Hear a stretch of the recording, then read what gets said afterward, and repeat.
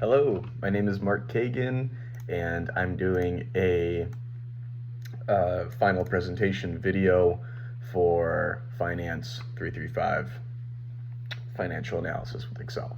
So here we have all of our topics and chapter titles from 1 to 16. It's 13 chapters in total. We skipped over a couple.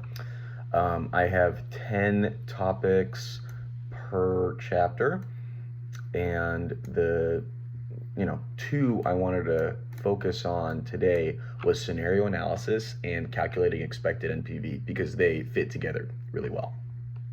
Okay, so here, to calculate our NPV and to have a scenario in general, we need to have some kind of project. So I picked Apple. And first we need to find our cost of land. So let's say our land is $400,000. All right, and now the cost of the buildings and equipment, that's going to be around $350,000.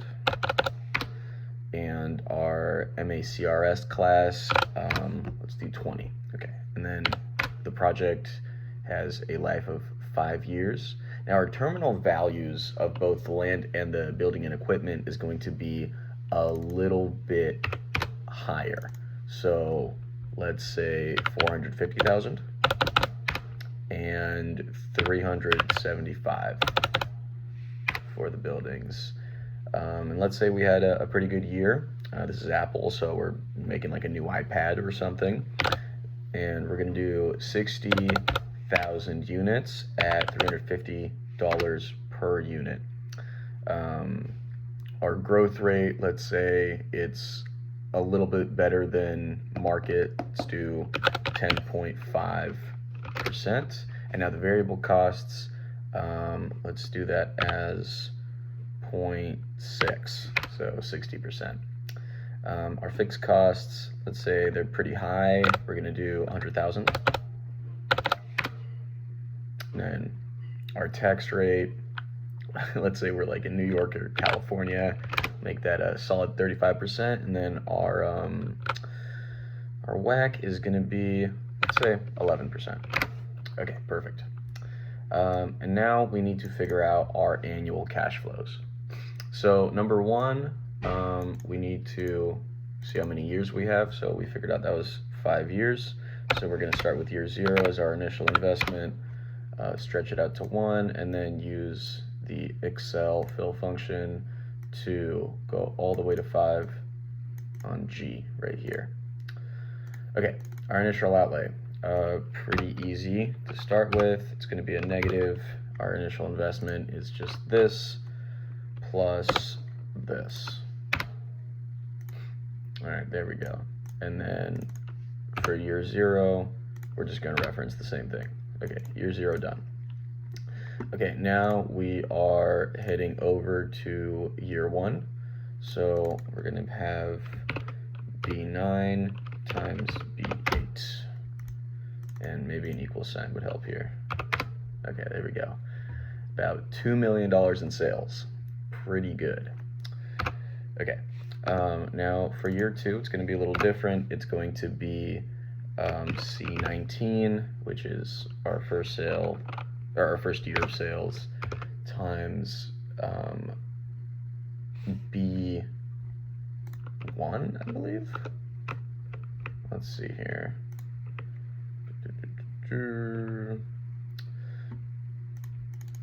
Okay, let's do that one more time.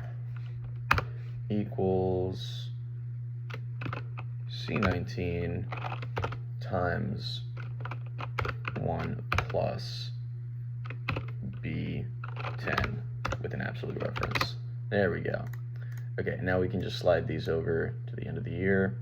Okay, variable costs, pretty easy stuff. That's just going to be sales times B11. All right, and then we can just slide that over once again. Okay, now our fixed costs, that's just going to be $100,000. Slide that over. Okay, depreciation expense. Now this is a little weird. We're going to use an if statement. It's going to be an if error statement. And then we're going to use one of our fame functions. So in this case, it's going to be fame using the MACRS depreciation method. Okay, and now that we have that, we are going to absolute cell reference B3, which is our cost of building and equipment. Those are too few arguments I have. Interesting. Okay.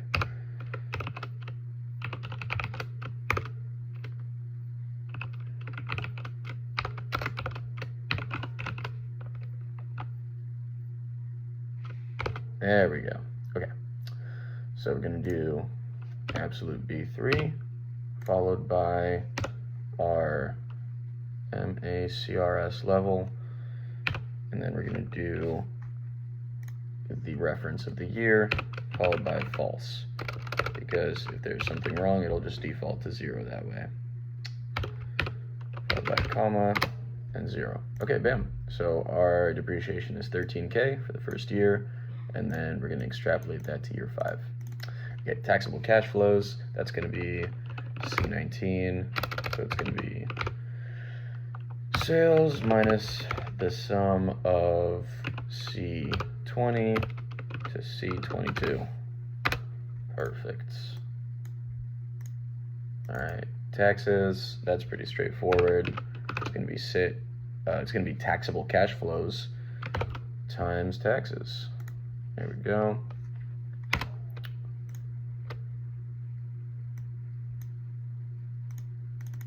Oh, make sure to absolute cell reference that. Okay, now we're going to add the depreciation. It's just going to be a reference of our depreciation expense. Perfect. Annual after-tax cash flows is going to be C23 minus C24 plus our C25. There we are. Stretch that again. And now we've arrived to our total annual. So we're just going to do C26, which is our after-tax cash flows, plus C27. Which are our terminal cash flows, but we don't have terminal cash flows. Bam. Okay. All right, there we are. And now we're just gonna calculate our NPV. Pretty straightforward. B14, C28 to G28 plus B28. Oh, I don't know why that was in a percentage, but there we go. Okay, now we're going to format all these with dollar signs, or we can just do commas. Okay, and that's the first part done. So we have the net present value. Now we're going to work on a little scenario manager. So what we're going to do is go over here and define some names. So the first name we want to define is our first year of unit sales. So copy this, paste it here. Oh, and it's being weird. So instead, we're going to go to formulas, define name, click on this guy. We're going to have first year unit sales. And we're going to put in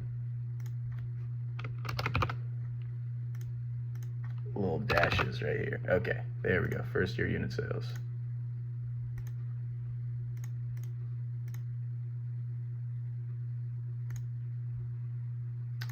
Or maybe we could just assign it.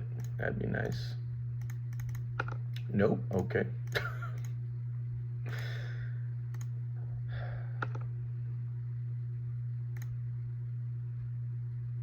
There we go. Okay, so it's because I already created it. Now we can just associate it to this. Bam. Okay, now we do price per unit right here and variable costs.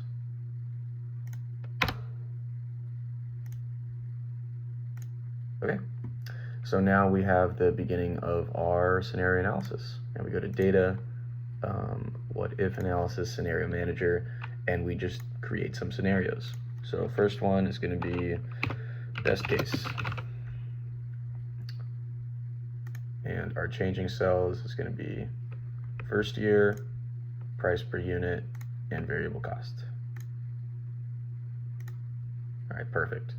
So best case scenario, let's say we make a little bit more in terms of sales. We make $80,000 or 80,000 sales. All right, and because our product is so popular, we thought we can charge a little bit more for it and we'll have less variable cost.